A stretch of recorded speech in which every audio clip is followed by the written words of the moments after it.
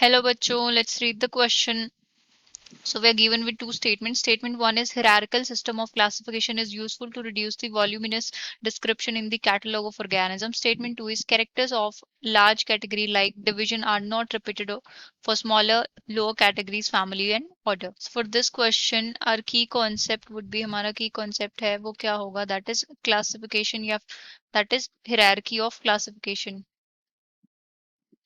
Hierarchy of classification.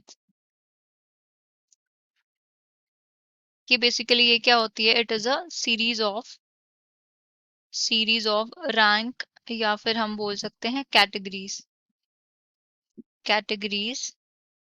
And ये किस में प्रेजेंट होती है, प्रेजेंट इन डिसेंडिंग ऑर्डर में प्रेजेंट होती है, descending order and it is use to classify an organism, classify an organism. And ये कहाँ से स्टार्ट होती है, it start from kingdom. Kingdom के बाद से क्या आता है, फाइलम या फिर हम बोलते हैं डिवीजन आता है, एंड उसके बाद class, then order, then family and thereafter genus and species. And में जीनस एंड स्पीशीज। सो हमें स्टेटमेंट 1 दी गई है, hierarchical system of classification is useful to reduce the voluminous description in the catalogue of organism. तो ये statement जो है वो है करेक्ट।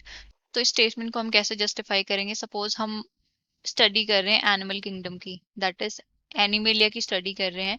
एनिमेलिया की जो है फर्दर क्लासेस होती है, एनिमेलिया में सबके सब आते हैं, बीट फिशेस, इंसेक्ट्स, मैमल्स, जो सबके सब हैं किस में आते हैं, एनिमेलिया में आते हैं। तो जो जो कैरेक्टर्स हम, एनिमेलिया जो है वो एक किसको रिप्रेजेंट करता है, वो एक ब्रॉड रैंक को रिप्रेजेंट करता है, ब्रॉड रैंक या फिर ब्रॉड कैटेगरी को रिप्रेजेंट करता है। और जैसे जैसे हम किंगडम से जो है स्पीशीज तक जाते जाएंगे तो हमारा जो जो स्पेक्ट्रम है वो क्या होता जाएगा, कम होता जाएगा। मींस एनिमेलिया में हम सब कुछ ही स्टडी कर रहे हैं, मींस एनिमेलिया के अंदर जो है हम सारे ही एनिमल्स की स्टडी कर रहे हैं, और जैसे जैसे हम स्पीशीज तक पहुंचते हैं हम बहुत प्रिसाइज होते जाते हैं।